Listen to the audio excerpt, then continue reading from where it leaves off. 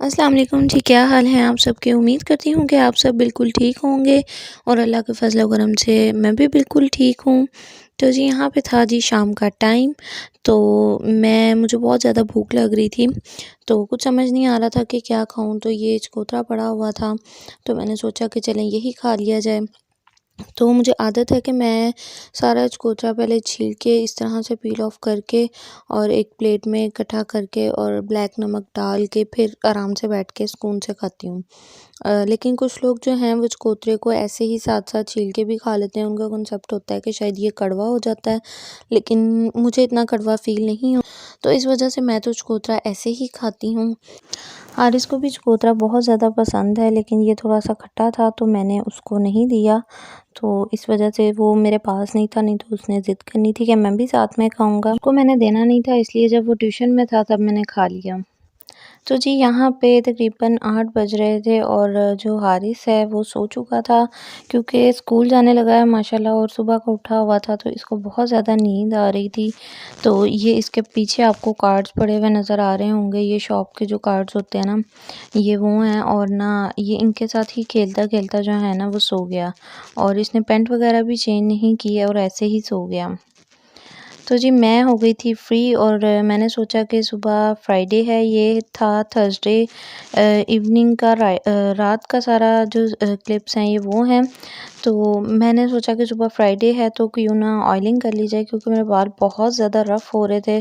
और मैं आप लोगों को दिखा रही हूँ कि इसके पीछे उन्होंने जी इतनी ज़्यादा तारीफ़ की हुई है ऑयल की, कि जी ये हो जाएगा और वो हो जाएगा आपके बालों के साथ।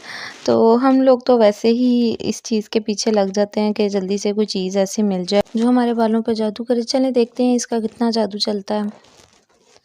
तो जी यहाँ पे फ्राइडे की मॉर्निंग हो चुकी है और मैं और तो कोई क्लिप नहीं रिकॉर्ड कर सकी, लेकिन जो है मुझे हारिस के लंच बॉक्स के लिए कुछ रेडी करके रखना था, क्योंकि हर रोज़ बाज़ार की चीज़ खाना अच्छा नहीं होता। तो यहाँ पे मैं इसके लिए बनाने लगी हूँ डोनट्स।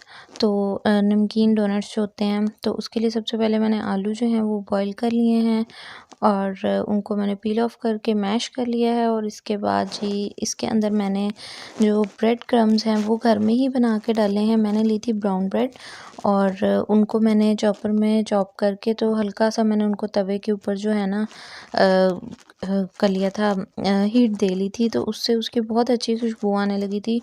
और सिंपल वही अंदर जाएंगे और नमक और ये थोड़ी सी काली मिर्च, क्योंकि हारी स्पाइसेस नहीं खाता, तो इस वजह से थोड़ी सी काली मिर्च ही जाएगी।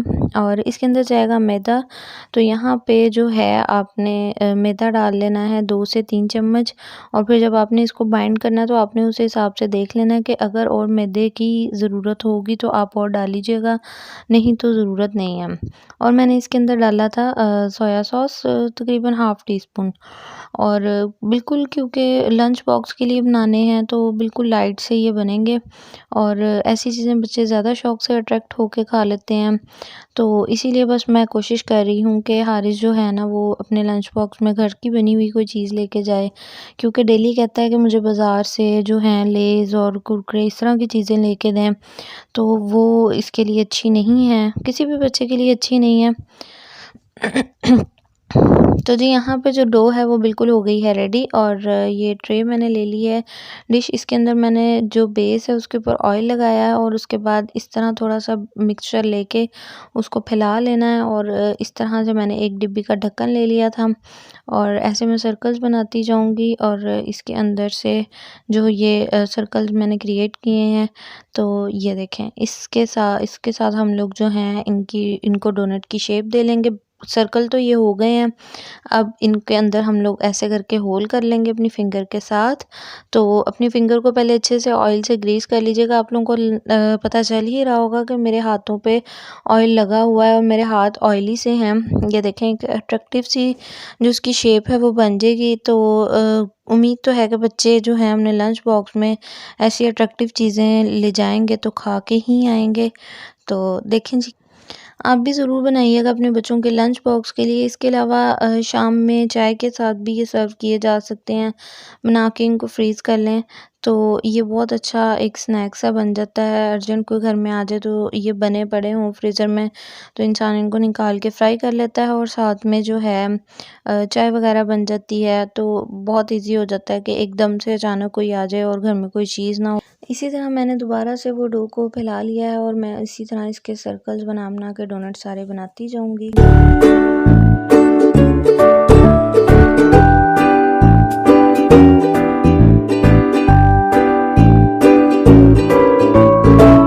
तो जी डोनट्स मेरे हो गए हैं रेडी। तो आप लोग भी इस सिंपल सी इजी सी क्विक सी रेसिपी को ज़रूर ट्राई कीजिएगा और मुझे फीडबैक दीजिएगा कि आपको ये कैसे लगे। तो अपना बहुत सारा ख्याल रखिएगा। मिलते हैं नेक्स्ट वीडियो में।